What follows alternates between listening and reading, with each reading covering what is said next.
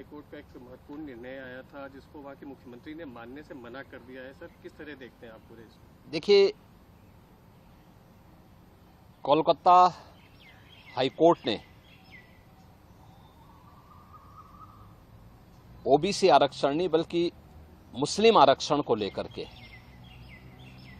जो अपना फैसला दिया है वह स्वागत योग्य है।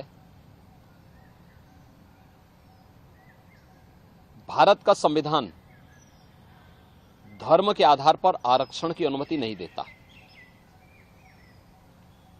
वेस्ट बंगाल की मुख्यमंत्री टीएमसी की सरकार ने राजनीतिक तुष्टीकरण की पराकाष्ठा पर चलते हुए सन 2010 में 118 मुस्लिम जातियों को जबरन ओबीसी में घुसेड़ करके उन्हें यह आरक्षण दिया था। यानी 118 ये जातियां, इसका मतलब ओबीसी का हक जबरदस्ती हड़प रही थी। और इसी असंवैधानिक कृत्य पर माननीय उच्च न्यायालय कोलकाता ने टीएमसी गवर्नमेंट के फैसले को पलटा है और एक जोरदार तमाचा मारा है। यह कार्य असंवैधानिक था और इसको अनुमति नहीं दी जा सकती है। स्वाभाविक रूप से बाबा साहब भीमराव अंबेडकर ने भी देश के संविधान सभा में इस बात को कहा था, बार बार कहा था। आरक्षण भारत के अंदर अनुसूचित जाति जनजाति के लिए और मंडल कमीशन के बाद ओबीसी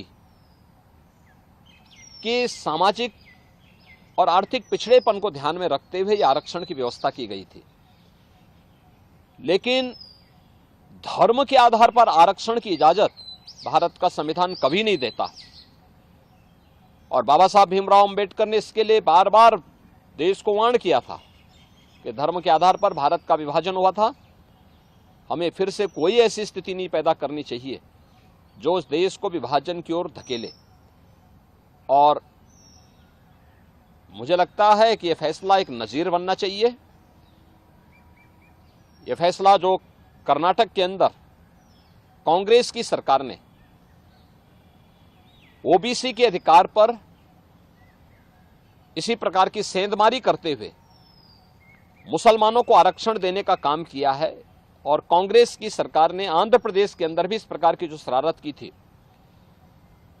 इसका अब जोरदार जवाब दिए जाने की आवश्यकता है।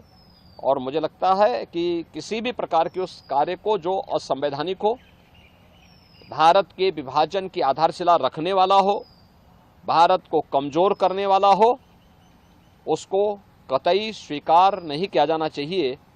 देश की कीमत पर राजनीति की जो नीति चल रही है, खासतौर पर कांग्रेस और इंडी गठबंधन से जुड़े हुए दलों में जो होड़ लगी है, इस होड़ को पूरी तरह खारिज किया जाना चाहिए और इसको बेनकाब किया जाना चाहिए। नमस्कार, मैं हूं मानक गुप्ता।